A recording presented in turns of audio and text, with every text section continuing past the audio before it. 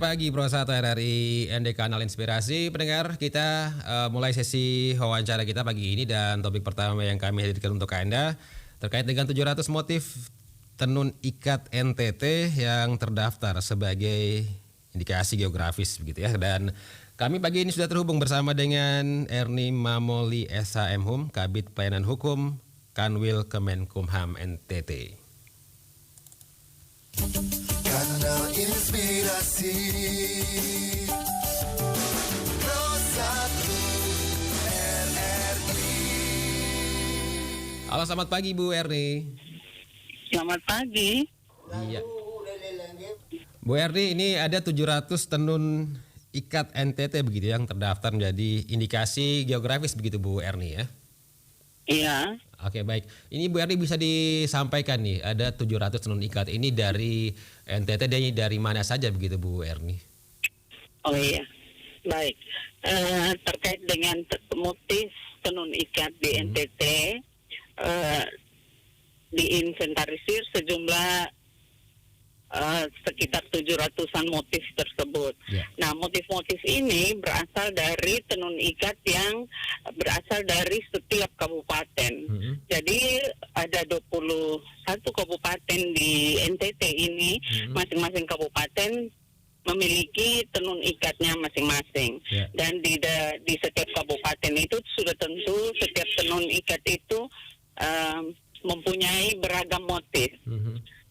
Sehingga jumlah motif itu menjadi jumlah yang cukup besar. Oke, baik. Jadi setiap kabupaten di NTT itu ada motif tenun ikatnya masing-masing. Dan terkait dengan pendaftaran indikasi geografis yang dilakukan terhadap tenun ikat NTT tersebut yang sudah bersertifikasi itu ada dari 2 kabupaten, yaitu Kabupaten Sika dan Kabupaten Alor. Kabupaten Alor itu terdiri dari dua macam, yaitu tenun ikat dan tenun songket.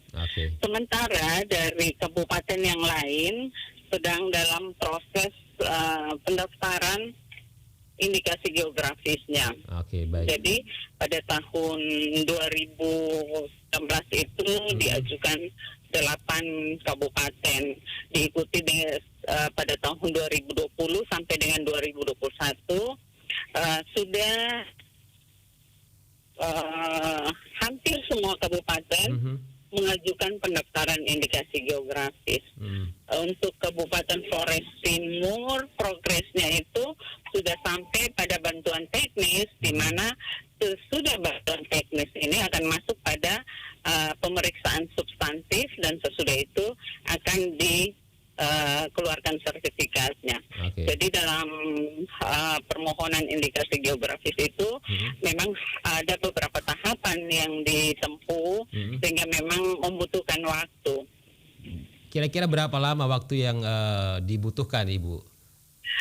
Dari apa yang dokumen yang sudah diajukan untuk beberapa kabupaten itu, termasuk Kabupaten ND sendiri, ternyata dalam dokumen itu masih perlu ada perbaikan-perbaikan yang dilakukan. Karena memang untuk mengajukan sebuah indikasi geografis, terkait tenun ikat itu sendiri harus memuat ciri khusus atau ciri khas yang merupakan karakteristik daripada setiap kabupaten untuk tenun ikatnya. Sehingga untuk mencari karakteristik dan ciri khas ini yang memang saat ini terjadi kesulitan, karena memang selama ini yang terjadi itu dokumentasi secara tertulis tidak ada untuk setiap kabupaten. Sehingga saat ini sedang menggali, mencari sejarahnya, filosofinya, dan untuk menemukan ciri khusus tersebut.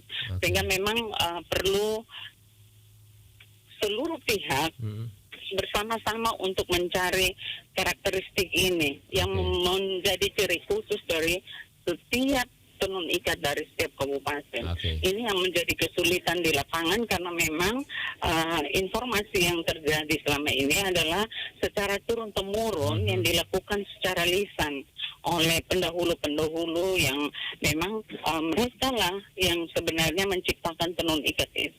Oke. Hingga saat ini memang dibutuhkan waktu. Jadi untuk Kementerian Hukum dan HAM sendiri yang memang mempunyai kewenangan dalam kaitan dengan pendaftaran indikasi geografis itu, kami hanya menunggu kelengkapan daripada persyaratan yang ditentukan tadi. Dan persyaratan itu memang ditentukan berdasarkan undang-undang yang mengatur tentang merek dan indikasi geografis. Oke, baik. Jadi ketika akan mendaftarkan untuk mendapatkan indikasi geografis ini sebaiknya dokumen-dokumen yang menjadi persyaratan ini sudah siap terlebih dahulu begitu Bu Erni ya, sehingga nanti akan lebih cepat begitu ya prosesnya Bu Erni ya. Iya.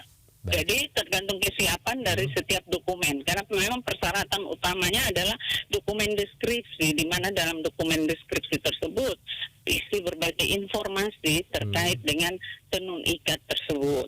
Jadi di dalam dokumen deskripsi itu yang akan menggambarkan, menjelaskan dengan sedetail mungkin terkait dengan hal-hal yang berkaitan dengan tenun ikat tersebut. Oke, baik. Bu Erni tadi dikatakan ini ada 2 kabupaten begitu yang sudah ada sertifikatnya begitu, sementara kabupaten lain ini belum. Nah, ini bisa dijelaskan apakah setelah terdaftar dalam indikasi geografis ini bukan berarti sudah memiliki sertifikat atau seperti apa Bu Erni? Ya, jadi yang paling utama sertifikat itu sebagai bukti kepemilikan yang sah. Jadi untuk Kabupaten Sika dan Alor telah mempunyai bukti yang sah legalitas terkait dengan kepemilikan atas tenun ikat mereka. Itu dulu yang paling utama karena memang mereka sudah memberikan perlindungan secara hukum. Yang berikut adalah bahwa komersialisasi daripada tenun ikat terdaftar itu harus dilaksanakan oleh setiap kabupaten karena memang ada nilai ekonomis yang dibawa setelah sebuah tenun ikat itu terdaftar indikasi geografisnya. Jadi memang harus ada upaya yang dilakukan untuk upaya komersialisasi sehingga nilai ekonomis itu bisa diperoleh oleh masyarakat pemilik daripada indikasi geografis tersebut. Sehingga memang karena memang ada sebuah lembaga atau asosiasi yang mewakili seluruh masyarakat pada saat mendaftarkan indikasi geografis tersebut. Nah, asosiasi atau lembaga ini yang dikenal dengan masyarakat pelindungan indikasi geografis atau asosiasi apa saja, lembaga apa saja, tergantung penamaan yang diberikan oleh kabupaten itu sendiri. Mereka yang harus bekerja memanage untuk mengelola terkait dengan produk indikasi geografis terdaftar ini. Tentu MPIG ini membutuhkan peran aktif juga dari pemerintah daerah untuk mensupport mereka dalam mengelola atau menata usahakan produk indikasi geografis itu. Sehingga nilai ekonomis yang diharapkan daripada pendaftaran indikasi geografis itu dapat diperoleh oleh masyarakat. Artinya bahwa setiap produk indikasi geografis terdaftar, maka produk itu hanya bisa keluar dari wilayah yang menjadi asal daripada produk indikasi geografis tersebut. Nah, kalau memang harus keluar dari situ, kita bisa membayangkan bagaimana nilai ekonomis yang bisa diperoleh oleh masyarakat pemilik indikasi geografis tersebut. Ya, baik.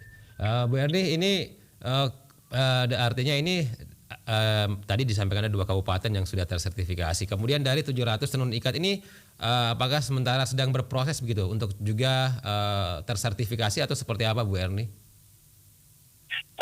Jadi kalau bicara motif, memang motif itu kalau kita di NTT ini motif tenun antara satu kabupaten dengan kabupaten yang lain, kalau kita lihat ada kesamaan, ada kemiripan. Jadi yang tadi saya katakan dari awal bahwa yang mau dilihat di sini bukan semata-mata motifnya. Motif itu akan diinventarisir sebagai motif yang berasal dari setiap kabupaten. Namun yang mau dilihat dari sebuah produk indikasi geografis itu ciri khusus yang dibawa oleh produk tersebut. Sehingga itu yang sedang digali saat ini.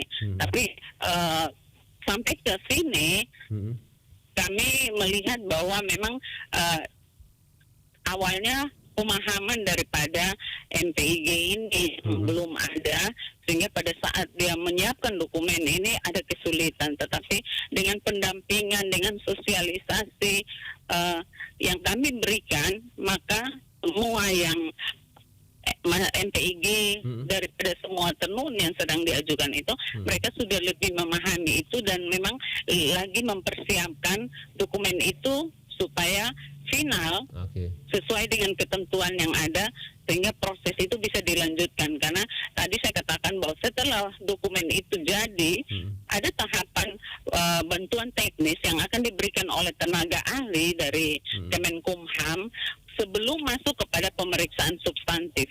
Karena pemeriksaan substantif itu menjadi inti daripada sebuah permohonan indikasi geografis itu diterima atau tidak.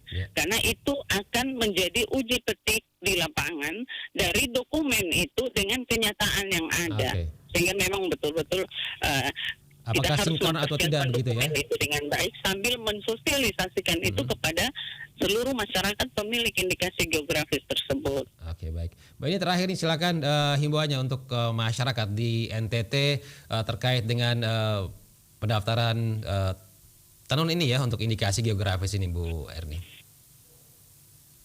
Bagaimana? Silakan himbauannya untuk masyarakat di NTT ataupun yang ingin mendaftarkan terkait dengan motif tenun untuk mendapatkan indikasi geografis, Bu Erni. Saya sementara di jalan jadi kurang tangkap. Oke, silakan himbauannya Bu Erni untuk masyarakat di NTT. Iya. Baik. Kita di NTT ini banyak akan potensi indikasi geografis. Tidak hanya terbatas pada tenun ya.